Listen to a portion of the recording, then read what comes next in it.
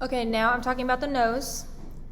This right here is that nasal rhythm incorporating the entire bone. This is the angle of the face. So the nose gets complicated. Like we discussed, it's a giant wedge sticking out of essentially a large sphere, bean sphere. So here's this rhythm to the brow. You guys are all familiar with this one now. Let me give you this one as well.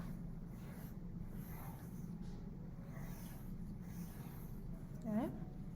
So this is that cartilage tip of the nose here.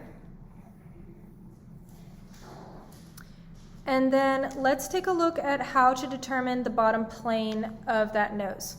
So looking at the photo, you can even kind of see right here, you guys see there's this shadow, this core shadow right here? That's where the plane is changing on the nose, and we're getting a little cast shadow. This is out in the sunlight. So what I'm going to do is I'm going to just bring this line across, and now our brain knows, okay, that's the bottom of the nose.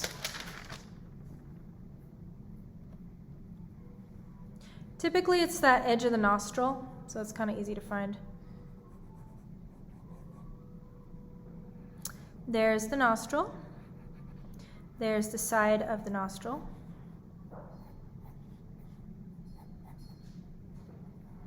See that? The bottom of the sphere is just feeding right into the nostril there. What do you do if the nose is turned downwards and you can't see the nostril? Then you just draw that outer edge of what you do see. You'll just draw the edge of the skin of the nostril. This part. So there's more or less the nose. On women, you typically do not connect.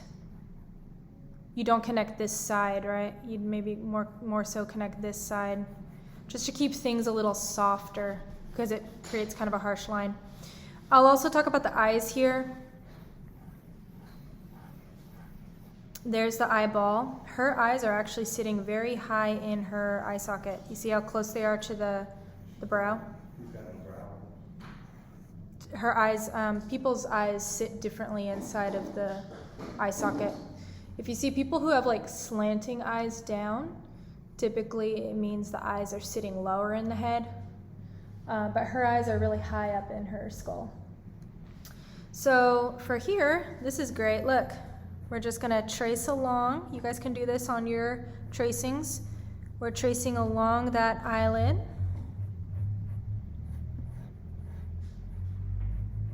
Maybe going to be a little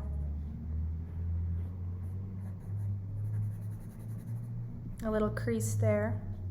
Here come eyelashes, brows, and do it again over here. So remember, the curve of the eyelid is going along the curvature of the eyeball, always. There should always be a slight curve at the very least. Otherwise, you're going to lose the illusion and the eye's not going to feel right. It's going to feel flat. And then don't forget the upper crease of the eyelid. I'm going to do the lips again here. Structure out the lips.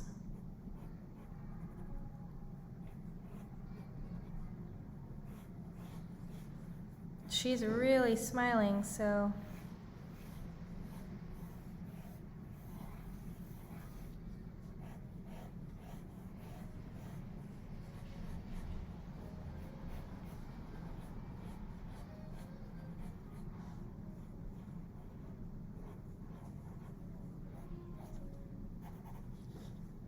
and look at this beautiful, let's see, got the ear in here, probably about there. Right along where her cheekbones are coming in like this. zygomatic process right here. And there are the muscles. Let me get the rest of her head at the top.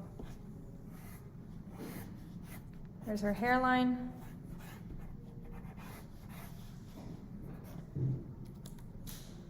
Am I missing something? Oh, I'm missing the side plane. So there's a great example. See how the brow came really high here? All of this is frontal and then the side. Neck.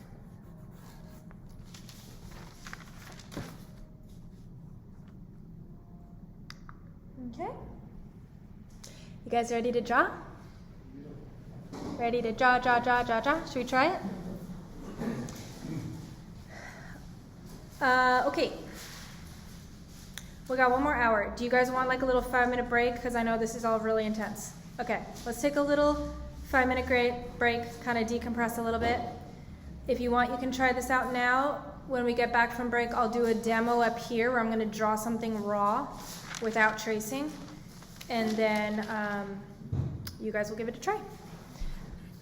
We're going